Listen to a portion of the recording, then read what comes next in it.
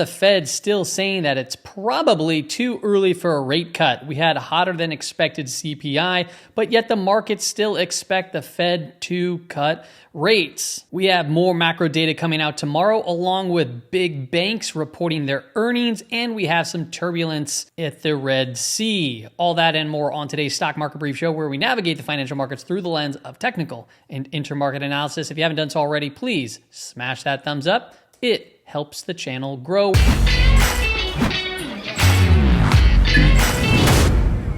Alrighty, people, welcome back. Now, before we hop right into the data, I want to just remind everyone that if you haven't seen it already, in the pinned comment section below, you can download the entire chart deck. The chart deck today is about 31 pages, and we'll go through it rather quickly as we can. There's also a link to my swing trading community. It is through Patreon. It gives you all of these fun little benefits where we do some trade ideas, some watch lists, we give expected moves, the zones, my stock market indicators, the various permalinks to the charts if you like those.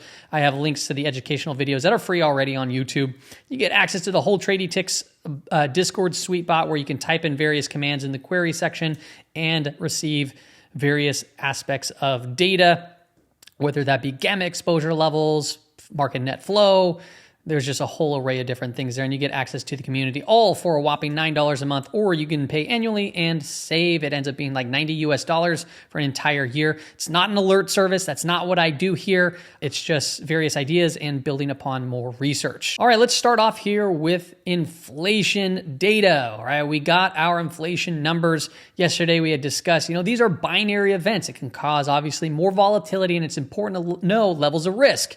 Well, the S&P 500 came just below its expected move, which the market expected based off of implied volatility, and we bounced from those specific levels. Now, did the reports come in, as expected, hotter than expected, in line?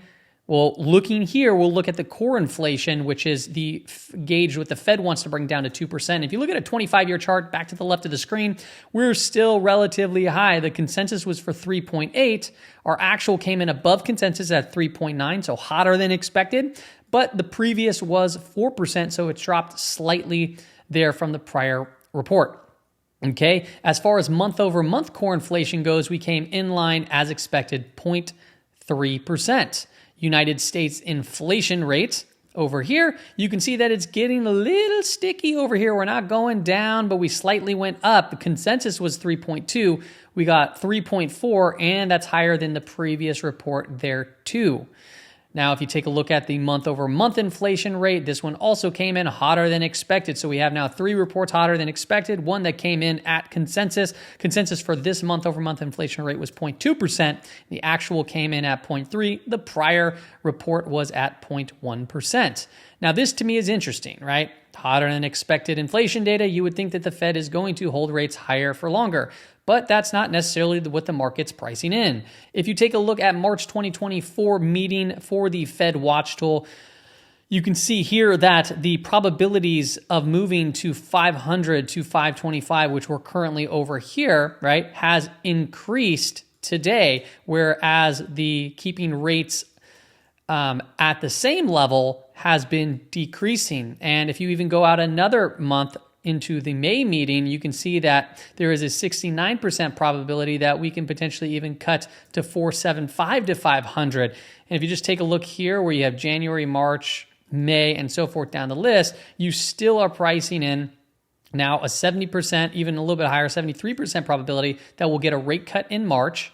Okay, and then that's 1, then we get 2, 3, 4, 5, and 6. Okay, and if you look out to December, right, this is the, we're looking at the ZQZ4 contract.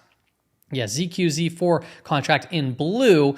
You can see that the market is basically saying that we'll be down roughly at around 3.8% by the year's end, which we're right now at 525, 550. And you can see here, I applied the S&P 500 in orange, and look at how the market kind of responds. That when the federal funds rate goes up, when it's expected to increase, the market got hit. And then when the probabilities of rate cuts increased, the market started to rip higher. And even on this little, strong move to the downside in recent trade, you can see that strong move up there towards the end of the trading session there for the S&P 500. Now, despite this kind of confusion where you would think that they're going to hold rates higher for longer, the market doesn't see it that way, and neither is what the Fed is saying. It's Fed Mester came out today and said probably too early for a rate cut. Now, is this necessarily hawkish? Is it dovish? Well, I can tell you this. If federal funds don't cut rates, I mean, in theory, we've seen times where the market actually continues to rally. They go through a rate hike cycle and they keep rates higher for longer. But eventually, they're going to have to reduce it if they come to their target of inflation or start coming closer to it.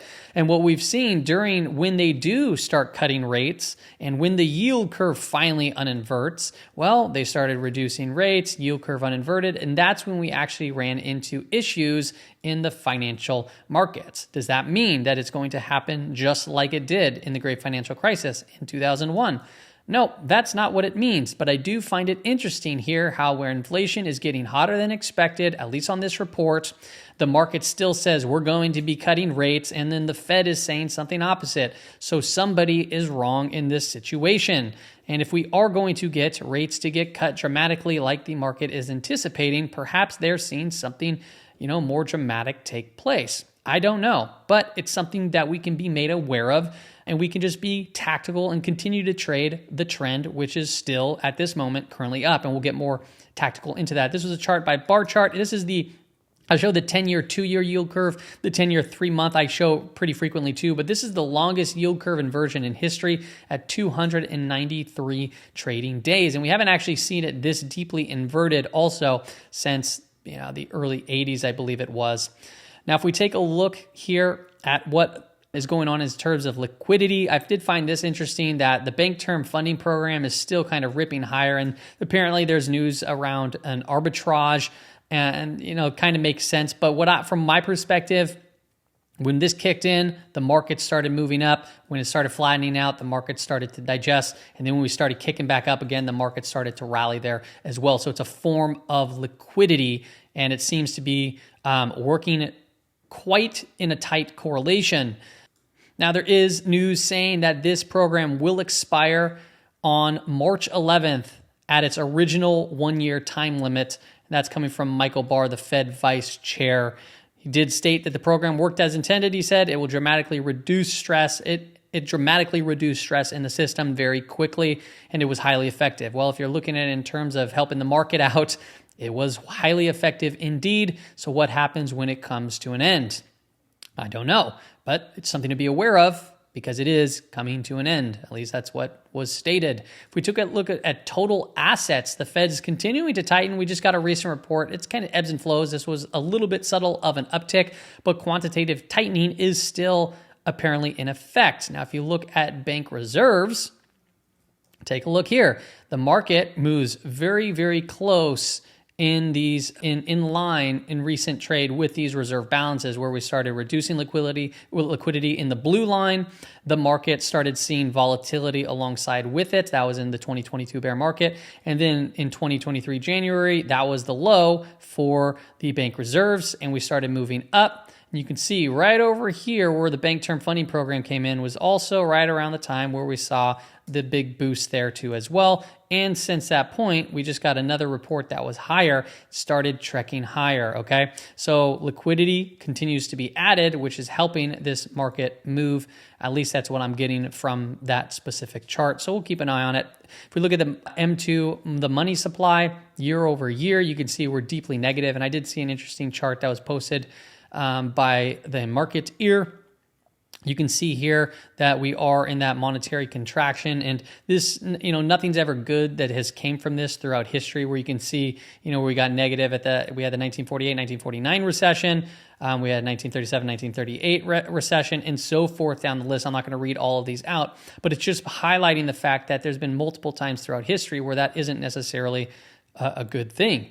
Like I said, that might sound bearish right now, but we don't know what's to come from all of this. It's just information and historic data, right? And then we do what we can with it. It's not an actionable chart, but it would be clear, if something were to happen, it makes it look very obvious, right? In hindsight. I mean, it's always obvious in hindsight when you could look back at the data, but we try to get the data out there before something were to happen. If you take a look at what asset managers are doing, you can see here we are at 80%, which in short means that here's the levels, right? So 80% means 80% invested long, 100 means fully invested, 200% means leveraged long, 0 means that they're cash hedged or market neutral. And this is just a way of getting a good gauge. Sometimes it can act as a good contra indicator where when things get overly heated, when everyone's kind of forced on one side like they were recently going into 2024, everyone's over, leveraged long, and you can see that we saw that little pullback to start the year. Now going into tomorrow, we have our PPI data. That's going to come out 1 hour before the market opens up. And we have some more Fed talk there too as well to just be made aware of. That's Fed Kashkari there at 7 a.m. That's Pacific Standard Time, so 10 a.m. Eastern Standard Time. And then before the market opens, on top of that, we have earnings coming out. So I went ahead and these are the ones from the S&P 100, so the bigger market cap names. We have BlackRock, Wells Fargo, JPM, Bank of America. We have United Health, which is not a bank, but it's still a big name. And these are the daily expected moves for the earnings report, okay? So you can put these on your chart, and if they move to these levels, this is what the market's expecting. This is what implied volatility is telling us. And then I applied this 2 sigma levels, which will give us an idea that, 95% of the time it closes within these ranges of the upper low, 68% of the time it'll close within these ranges. So it gives us an idea as far as risk. And when you know and have an idea of risk, it can better help you create positions if that's the type of thing that you are interested in trading. Now, if we pull up a couple of charts, what would that look like if we started hitting the upper or lower? Take a look at Wells Fargo. Wells Fargo, it would bring us to around the high, which is at about 50.5. The prior swing high. And I'll be honest, the chart doesn't look bad. It's been a very strong move, and it looks like we've been consolidating. It looks like it's flagging out. Okay, so if we come back down to close the line, 47.5, that would close the gap. And, it wouldn't be too much of a hit. That'll also be just a period of consolidation right there, in my opinion. So we'll see what comes from that. Don't ever rule out multiple standard deviations if the market is surprised with what the earnings are. When the market ends up being shocked and surprised, that's when you get your obviously bigger moves. Bank of America could take us up to 34.25, or can come fill the gap down here at 30, just about 32. If you want the exact levels, these are the exact levels there. And then we have JPM, which is going to be a big one to watch. I think I talked about this one on this day and how it looks like Apple did on that algorithmic type, just strong move to the upside with basically no pullbacks. Well, we'd be looking here at the low end at about 165. The up end doesn't even fit on the chart. The up end was 175 too. What can add more volatility going into tomorrow's trading session or beyond? We had the U.S., UK carryout strikes against Yemen's following the Red Sea attacks. So just be aware that this stuff, depending on what comes from it, I'm no global expert, geopolitical expert. All I know is that it can swell implied volatilities, and we can see more volatility come out, especially if just news hits the tape randomly throughout the day. The markets are quick to respond. All right, let's take a look at some key gamma levels going into tomorrow. We still have that 4,800 call wall, and price really did just kind of get pinned into that area. It felt like it, right? We're a little bit below it. You can see that we came in, we tagged it, we rejected pretty hard from that level. 47.75 is the local support. 4,800 is the local resistance. So if price comes up, it's likely that we can just kind of get stuck around this 4,800 until, things are, unpinned. As far as gamma flip line, we're down here at 47.40. We came just about into the gamma flip line today. And, like I said, in positive gamma territory, dealers look to buy the dip, sell the rip. So those are a couple of the levels. Now this 47.75 it's not too big. So just be aware that if we start cracking down, there's a couple other levels down into and around this area. So 47.75, 47.65, which is really not that big. And then below that is 47.50. Okay, if we take a look here at the weekly expected move, we're still trading slightly above that on the SPX 30-minute chart. And you can see here the 5-day moving average is starting to decline. So we got a rising 5-day moving average. We're in positive gamma territory. We pulled back into that line, and guess what? We bounced from that level. Still holding, like I said, above that. Now going into tomorrow's trading session, the upper daily expected move is at 48.06, which is roughly right around the all-time high. We're such in striking distance. I feel like we're going to be going to tag that at some point. It would just make sense. Then all the news articles can drop off, saying that we reached all-time highs and so forth. And then we go from that point down to the lower daily expected move is at 47.54 on the SPX. Take a look at the SPY on the 15-minute time frame. If you want to download this chart deck to get a little bit more intense, intricate on the levels, go ahead and download it so you can put them on your chart. But for right now, I just want to talk about the year-to-date anchored VWAP. You can see the year-to-date, it was acting as resistance, we got above it, and that's when obviously sentiment can really change to the bullish direction, came up and pulled back, and we kind of just been chopping around, flagging around the upper weekly expected move for the data. So to come back in here makes complete sense. But remember, if we start really kind of breaking from these levels, watch your daily volume, intraday volume, I should say, to see if we get a stronger crack to the upside.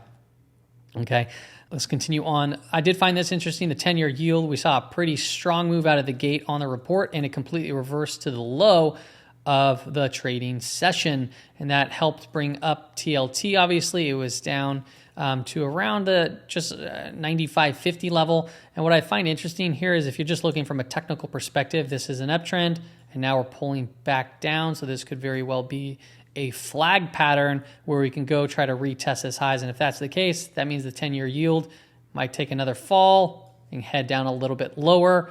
So that'd be something to watch. And if I expand on that a little bit more, I do want to look at so this is IWM, this is the Qs, and this is the SPX. And you can see in recent trade, we had the S&P 500 and Qs bounce pretty nicely. And that was led by some of the Mag 7 stocks, the bigger mega cap names. If you look at the IWM, we didn't get quite that bounce. The IWM is sitting, closing low for the year. And if you look at the 10-year yield and its correlation with the IWM, there's a very strong negative correlation.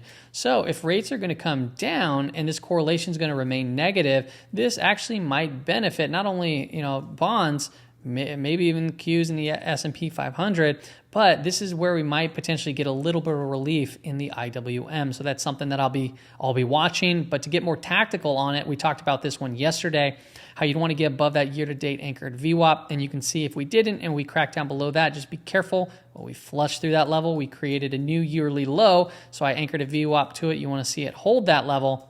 As it stands right now, we're kind of just going sideways, but you want to see this 5-day moving average start to flatten out to curl up. You want to see price get back above it. You want to see the year-to-date start to turn up, right? And then you want to take out this anchored VWAP from this prior swing high. And if that happens, it sets us up for a potential move to go retest this high at 205. So that's kind of what I'd be looking for if you want to be bullish on these small cap names. And as we stated yesterday, there is typically divergences that happen where if IWM heads down for a while and you see the broad market like the S&P 500, Dow Jones, whatever the case may be, start to head up, and yet this gets pummeled, it gives us insight that those markets might follow suit. Now, like I said, that doesn't necessarily mean that the IWM can't play catch-up, but if you are going to play catch-up and you think that that's a trade possibility, it's always beneficial to wait for the short-term trend to obviously turn back up and recoup itself so you can play with the trend in your favor. That's all I got for on today's episode, everybody. Hope it helps out. See you later.